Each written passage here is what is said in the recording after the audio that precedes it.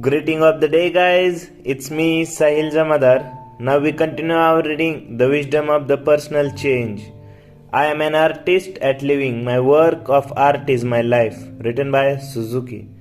True to his word, Julian showed up at my home the next evening. At about 7:15 p.m., I heard four quick knocks on the front door of my house. A Cape car design with awful pink shutters that my wife believed made our house look like something out of Architectural Digest. Julian himself looked strangely different than he had the day before.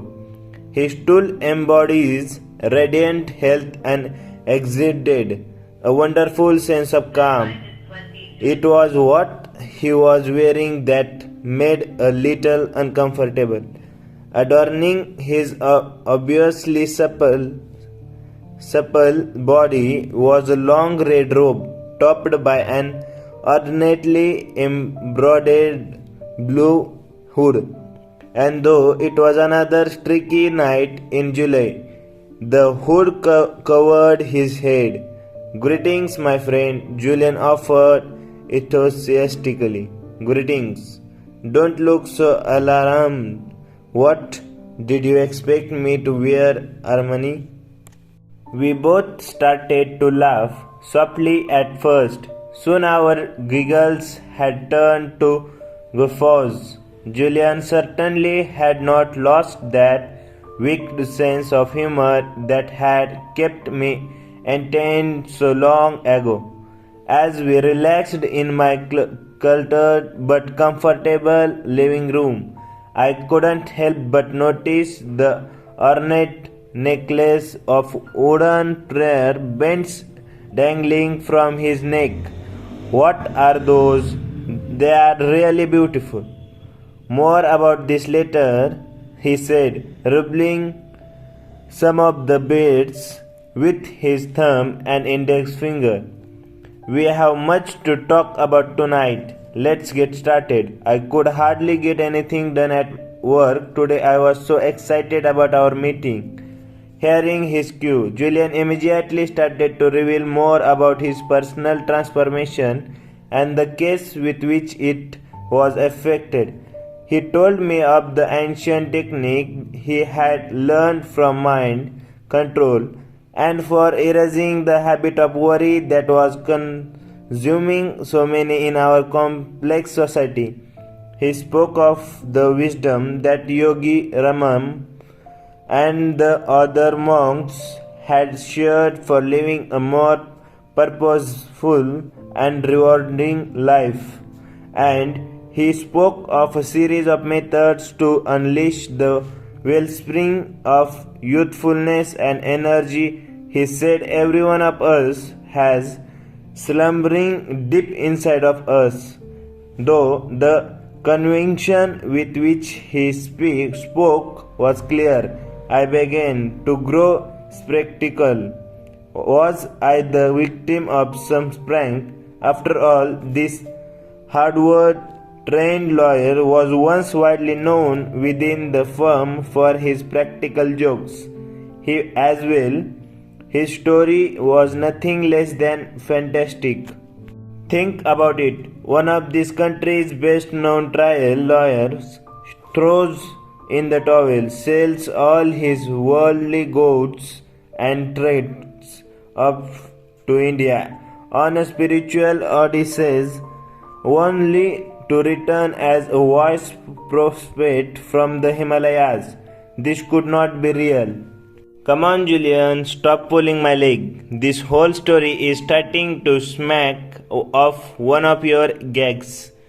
I will bet you rented that robe from the customs shop across the street from my office," I suggested, breaking into my best fair grin. Julian was quick to respond as if my disbelief was something he had expected. In court, "How do you prove your case?" I offered persuasive evidence. "Right. Look at the evidence that I have offered you. Look at my smooth, lineless face. Look at my physique.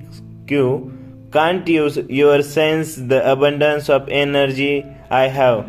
Look at my peacefulness. Surely you can see that I have changed. He had a point. This was a man who, only a few years ago, had looked decades older. You didn't go to a plastic surgeon, did you? No, he smiled.